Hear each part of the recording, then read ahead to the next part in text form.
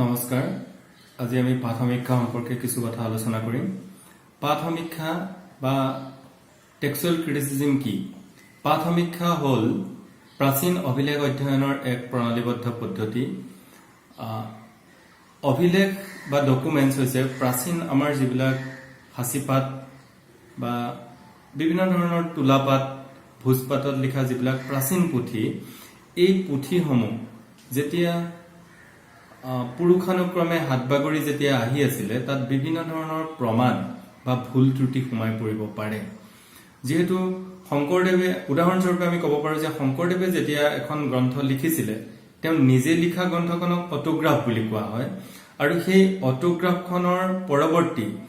এজন নকলকাৰ বা অনুলিপিকাৰে প্ৰথমটো যেটো নকল কৰি উলিয়ালে সেই নকলৰ পৰা নকল আৰু সেই নকলৰ পৰা নকল এনেকুৱা ধৰণে সমগ্ৰ অসমতে বিভিন্ন ধৰণৰ পাঠসমূহ বিস্তৃতি লাভ কৰিছিল আৰু বিভিন্ন সময়ত নকল কৰি গৈ থাকোতে তাত বিভিন্ন ধৰণৰ প্ৰমাণ ভুল ত্ৰুটি সোমাই পেলাই মূল পাঠটো বিকৃতি ঘটায় বহুত সময়ত লেখকৰ যি বক্তব্য লেখকৰ যি চাতুৰ্য সেইসমূহ লেখনিৰ যি চাতুৰ্য সেই সকলো কেতিয়াবা বিকৃতি হোৱা দেখিবলৈ পোৱা যায় বহুত সময়ত দৃষ্টিগত ভুল হওক চকুৰে জলক্তপক দেখি পেলাই এটা শব্দৰ পৰিৱৰ্তে আন এটা শব্দ দেখুৱালো কেতিয়াবা ইচ্ছাকৃতভাৱে টান শব্দ এটা সহজ কৰি ললো এনেকুৱা ধৰণে হস্ত পৰম্পৰাত লিখিত পুথিসমূহ বিকৃতি হৈ সময়ত মূল লেখকৰ অভিপ্ৰেত উদ্দেশ্যই ধূসৰ হৈ পৰা দেখিবলৈ পোৱা যায় সেই কাৰণে এই প্ৰাচীন যিবিলাক পুথি এই পুথিসমূহ সংগ্ৰহ কৰি এইবিলাকৰ ওপৰত বিভিন্ন ধৰণৰ পৰীক্ষা নিৰীক্ষা কৰি ইয়াৰ কিছু পৰিমাণে গ্ৰহণ বৰ্জন প্ৰক্ৰিয়াৰে উচিত অনুচিত এই সকলোবিলাক পৰ্যবেক্ষণ কৰি এটা মূল পাঠৰ ওচৰ চপা নিকটতম পাঠ প্ৰস্তুত কৰাৰ যি প্ৰণালী সেই প্ৰণালীটোকে পাঠ সমীক্ষা বুলি কোৱা হয় পাঠ সমীক্ষা হৈছে কি যে textual criticism is the technique of restoring texts as near as possible to their original forms অৰ্থাৎ কোনো পাঠৰ মূল ৰূপ নিৰ্ধাৰণৰ বাবে কৰা মানুহৰ প্ৰজ্ঞা আৰু বুদ্ধিৰ পদ্ধতিগত অনুশীলনেই হ'ল পাঠ সমীক্ষা টেক্সচুৱেল ক্ৰিটিসিজমত তেনেহলে কি হয় যে কোনো এটা পাঠৰ মূল ৰূপ আমি শংকৰদেৱে লিখা এটা পাঠৰ মূল ৰূপ আমি নাপাওঁ যেহেতু আজিৰ পৰা 600-700 বছৰ আগত লিখা এটা পাঠ অসমৰ জলবায়ু হওক প্ৰাকৃতিক দুৰ্যোগত হওক বা এখন টেক্সৰ এখন হাসিপাতৰ এটা লাইফ থাকে এটা জীৱন থাকে আৰু এটা হি নিৰ্দিষ্ট সময়ত হি নোহোৱা হৈ যায় কিন্তু আমি শংকৰদেৱৰ যিখিনি পুথি পাইছো সেইখিনি হাসিপাততে পাইছো কিন্তু সেইখিনি তেওঁ নিজ হাতেৰে লিখা নহয় সেইখিনি অনুলিপিকাৰৰ হাতত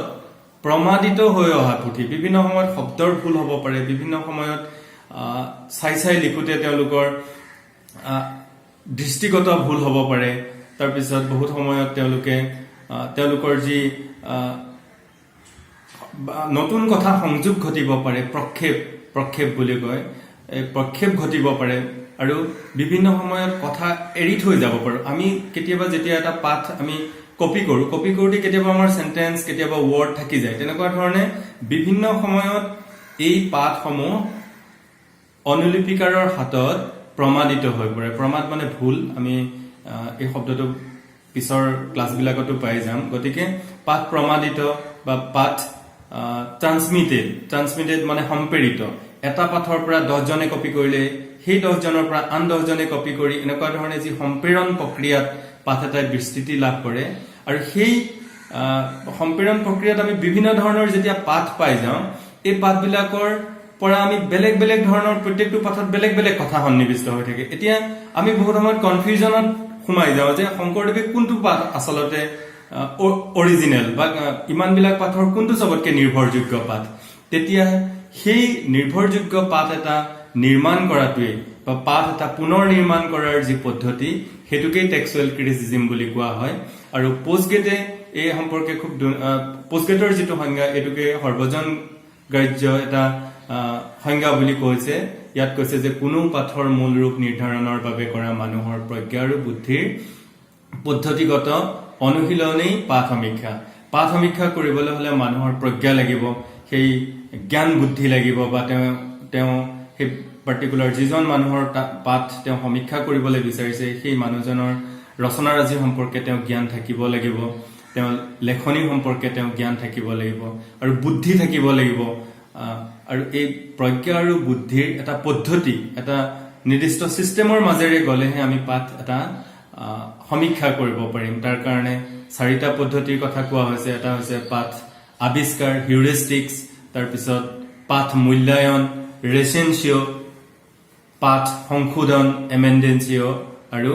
অধিসমীক্ষা বা হায়াৰ ক্ৰিটিচিজম। এই 4টা পদ্ধতিৰে আমি প্ৰাচীন পাঠসমূহৰ পৰা এটা খুব নিৰ্ভৰযোগ্য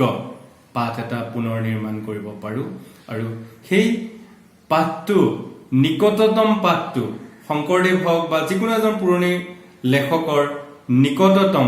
যিহেতু আমি তেওঁ লিখা পাঠটো আমি নাপাওঁ, অটোগ্ৰাফটো পাই গলে আমাৰ অধিসমীক্ষা কৰা বা টেক্সচুৱেল ক্ৰিটিচিজম কৰাৰ কোনো প্ৰয়োজন নাথাকে। কিন্তু যিহেতু সম্প্ৰেৰণ প্ৰক্ৰিয়াত বিভিন্ন সময়ত ই প্ৰমাদিত হৈ পৰে, গতিকে সেই প্ৰমাদসমূহ নিষ্কাশন কৰি এটা নিকটতম নিৰ্ভৰযোগ্য পাঠ নিৰ্মাণ কৰাৰ যি পদ্ধতি, তাকেই পাঠ সমীক্ষা বুলি কোৱা হয়। আমি পৰৱৰ্তী ক্লাছসমূহত এই পাঠ সমীক্ষাৰ পদ্ধতিকেইটা সম্পৰ্কে আলোচনা কৰিম। Thank U.